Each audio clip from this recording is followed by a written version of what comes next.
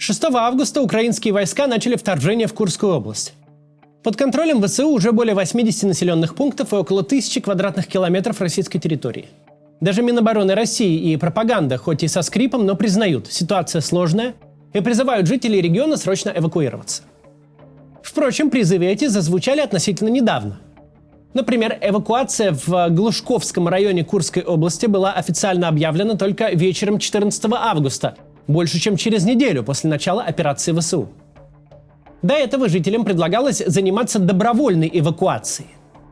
Власти региона тянули до последнего, несмотря на многочисленные просьбы людей вывести их в относительно безопасные места. Добровольная эвакуация в переводе с российского официоза на человеческий язык означает «спасение утопающих – дело рук самих утопающих». Только в нескольких населенных пунктах желающим уехать предоставили автобусы. В основном жители региона занимались, как это называют власти, самоэвакуацией, уезжали на личных авто, бросая дома, хозяйство и животных, часто не зная, помогут ли им там, куда они едут, если они вообще доберутся.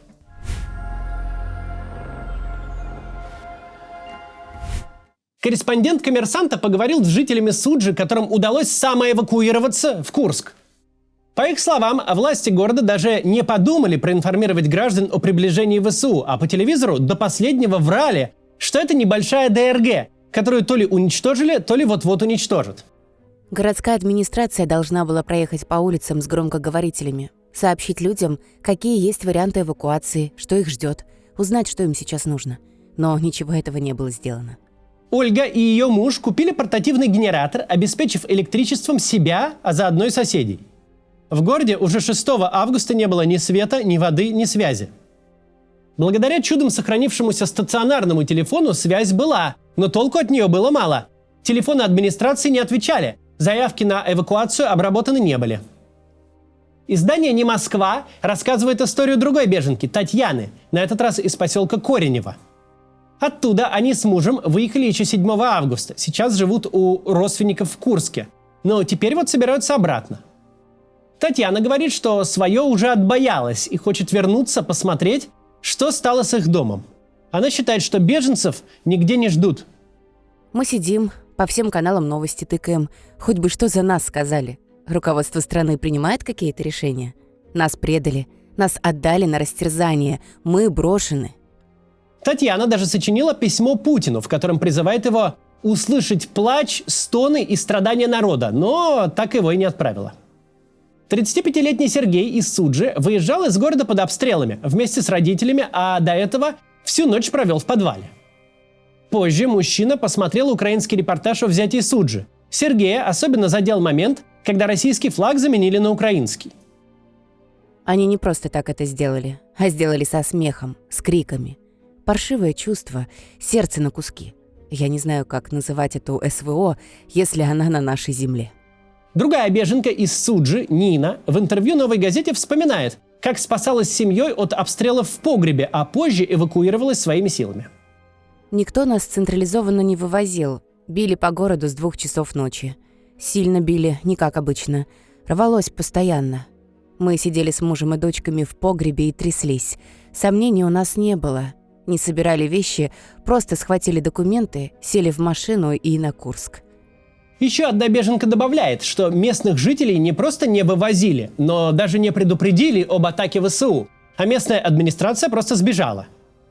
Несмотря на риски, жители Курска сами ездят в приграничье, чтобы помогать с эвакуацией. Батюшка наш, отец Евгений, ездил в Суджу, чтобы вывести людей. Сильно Суджа наша побита, но там еще остаются люди, даже с детьми остаются. Блогер Эдгар Бодров руководит группой волонтеров, которые вывозят людей из приграничных территорий. Мы в политику не лезем, но чего скрывать? Спрашиваем и у военных, как лучше проехать, где меньше дронов, где не заминировано. Но проблема в том, что дроны везде, мины везде, безопасных маршрутов нет. Вторжение ВСУ застало Романа, жителя Суджанского района, когда тот был в Курске. 7 августа мужчина вернулся в родной поселок, чтобы забрать родителей и всех, кого сможет. Мы поехали обходными путями, благо знаем все тропинки и грунтовки. Хотя и на них нам встречались сгоревшие машины. Ехали без фар потихоньку, чтобы не привлекать к себе внимания. Роману удалось вывести 7 человек. Многие жители приграничных населенных пунктов уехать не смогли или не захотели. Теперь они числятся пропавшими без вести. Местные чаты и группы жителей Суджи переполнены сообщениями о поиске родственников. Например, «Помогите найти маму. Село Заалешенко. С 6 августа нет связи». Или «Помогите найти семью. Проворотова Яна. Муж Александр. Дочери Катя и Мирослава». Журналисты «Новой газеты «Балтия» связались с авторами этих сообщений, чтобы узнать побольше об их родственниках. Она каждый день готовила сытные завтраки для дочки и клала бутерброды с колбасой в школу. Очень хорошо ладила с животными, немного боялась темноты.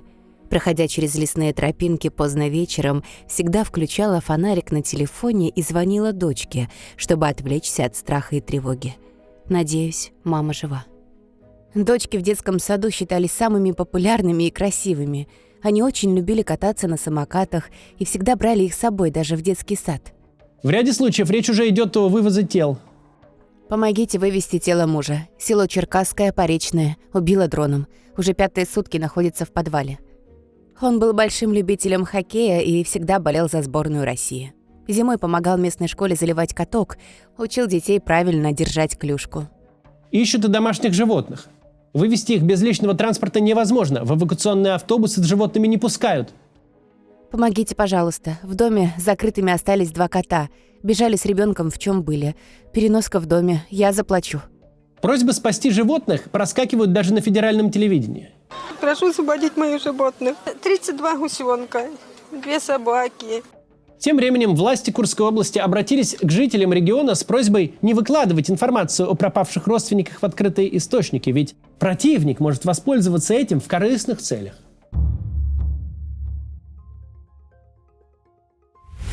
Сейчас приграничные территории покинуло около 120 тысяч человек. Беженцев распределяют по пунктам временного размещения. В одном только Курске таких уже более 20, утверждают власти региона. Один из них находится в Курском городском цирке. Телекомпания «Россия» демонстрирует аккуратные палаточные городки, где неторопливо прогуливаются беженцы.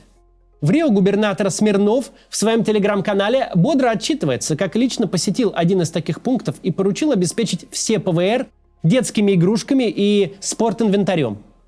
Но игрушки и инвентарь – это последнее, что сейчас интересует граждан, бежавших из приграничья. Здесь есть еда, одежда, медикаменты.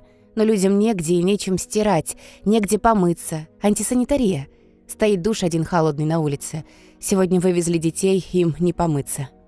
Многие беженцы не чувствуют себя в безопасности и в столице области. В городе постоянно звучат сирены. Ракета недавно попала в жилой дом.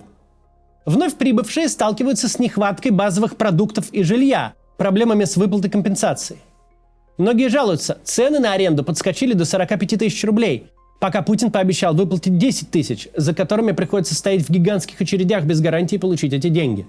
Там очередь страшенная. Дождались этой очереди, взяли бланк. Начали заполнять, а на мою тетю-инвалида не дают заполнять. Надо идти с ней, а она не ходит совсем. Вот и все. Как получать обещанные 10 тысяч, непонятно. Издание «Не Москва» рассказывает, как беженцы вынуждены часами стоять в очередях за самым необходимым. С утра и до вечера здесь в очередях стоят сотни людей. Их кормят горячей едой и угощают кофе. Волонтеры, которые следят за порядком, просят беженцев соблюдать очередь. Девушка в зеленом жилете повторяет, срываясь на крик: «Сделайте шаг назад! Шаг назад! Я буду повторять это очень долго, пока вы не отойдете!» На толпу это почти не действует.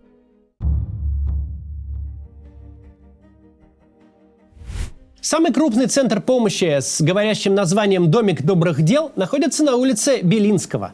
Раньше здесь помогали бездомным. Сейчас полностью переключились на помощь беженцам. Всю гуманитарку, которую привозят на Белинского, передают обычные граждане. Самый ходовой товар – одеяло и подушки. Их расхватывают за секунду. Люди могут не есть, не пить. Главное, чтобы подушка с одеялом были. Если вы вдруг в Курске, кстати, то обязательно приезжайте в этот центр, спросите, что нужно, и, может быть, привозите одеяло с подушками, раз это самый ходовой там товар. Беженка Оксана, имя изменено журналистами «Новой газеты Европа», рассказывает, что на человека в домике добрых дел выдают 2 пакета. Один с бытовой химией, там зубная щетка, паста, туалетная бумага и шампунь. Другой с базовой едой, макаронами, чаем, сахаром, колбасой и сосисками. За помощью можно приходить каждые 2 дня. Еще один пункт помощи находится в подвале дома на улице Радищева. На улице ожидает толпа беженцев. Волонтеры подвозят воду. Люди скандалят с девушкой, которая запускает внутрь по несколько человек. Внутри душно, нечем дышать. В основном людям нужны продукты, химические наборы, подушки, постельное. В этом острая необходимость. Кто-то живет на даче, у них нет газа, они нуждаются в чайнике. Мы вносим их в приоритетный список. На 10 чайников у нас 200 человек. В этом пункте помогают только тем, кто выехал самостоятельно и живет у знакомых, либо снимает жилье. Потому что считается, что те, кого вывозила МЧС, вещами первой необходимости обеспечены. Один из частных пунктов временного размещения находится в боксерском клубе «Витязь». Его своими силами организовали местные спортсмены и тренеры. Они же занимались вывозом беженцев из Суджи и прилегающих населенных пунктов. В тренировочном зале стоят раскладушки. На ринге склад гуманитарной помощи, который привозят друзья спортсменов и жители города. Даже те жители региона, кто до последнего демонстрировали лояльность власти и поддерживали так называемую СВО, даже у них теперь кончается терпение. Люди начинают понимать, все это время их обманывали. Простые люди очень недоумевают. У нас в 2022 году был такой искренний подъем патриотизма. Все для фронта, все для победы. Люди и сети плели, и чего только не делали. А потом увидели, что все не так идет, как должно, и начали задумываться. Очередь за гуманитарной помощью кипит от возмущения. Люди совсем не стесняются в выражениях. Процитируем несколько из них. Я хочу понять, где вообще наше государство? Где администрация? Хоть бы поговорили с нами. Мы же ничего не знаем вообще. Может, они тоже не знают, но хоть бы поддержали нас. Почему на сайте нет адресов ПВР? Куда записываться? Куда звонить? Ничего не понятно. Почему эвакуации ни хрена не было? Каждый убегал сам как мог, под обстрелами, под дронами камикадзе. Почему по телевизору врали до последнего? Говорили, что ситуация стабильная, что это небольшая ДРГ. Может, люди успели бы нормально выехать с вещами? Просто не надо людям врать больше. Мы сами справимся. Просто не надо нас обманывать.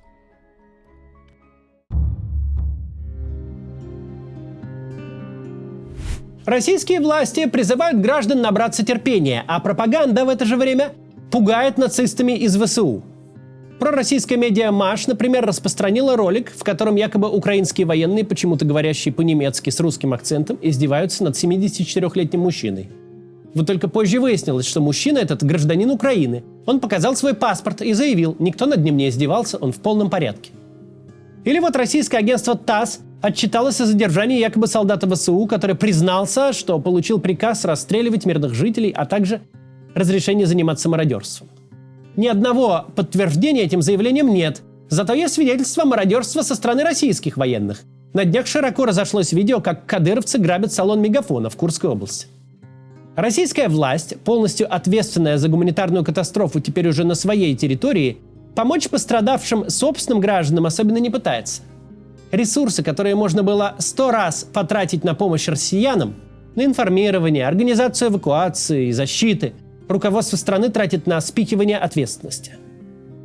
Российские власти в очередной раз бросили своих граждан, и даже если бы хотели, уже не могут вывести людей с территории подконтрольных Украине.